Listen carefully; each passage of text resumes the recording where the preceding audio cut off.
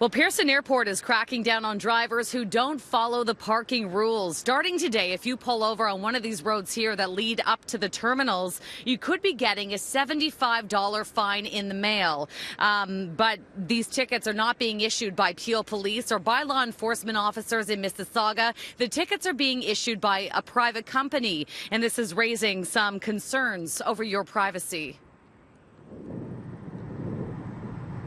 As of today, the company Indigo Park will be roaming the airport grounds, taking pictures of cars that are parked in no parking zones. The information will then be sent to the Ministry of Transportation, and for a fee, your name and address will be released to the company. Former City Councillor Howard Moscow, who was the driving force behind banning these private tickets in the city of Toronto, says there are many issues with what's going on here in Mississauga. It's a cash grab. The airport is grabbing $75 from people, and the province, who shouldn't be giving out the license plate data to the airport, is grabbing cash because they're getting $14 for every piece of data they give out. The Ministry of Transport is at fault because they opened up that data to private enforcement firms, which they should never have done. No province in the country, except Ontario, has allowed them to get that data. If they're truly interested in enforcing parking problems at the airport, let the Mississauga police, who police the airport, issue parking tickets. And then people would have a right to go to court and dispute them. Tear them up and phone their provincial member of parliament and ask them why the province is giving out their name and address to a private collection agency.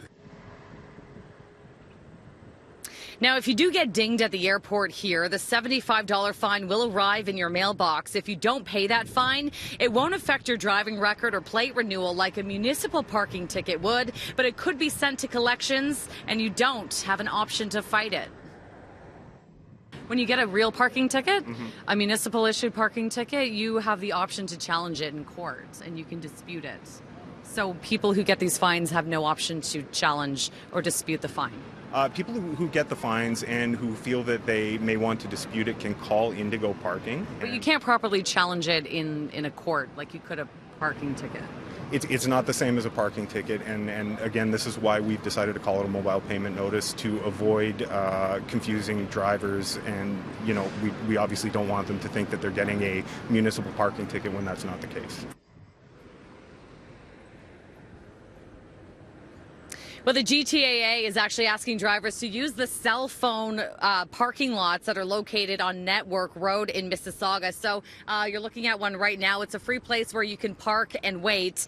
And they're just a few minutes away from the terminals. Also, these orange barriers you can see here, these have been installed over just the last few months, and they are to deter drivers from pulling over on the side of the road. The problem is these have to come down in November for snow removal.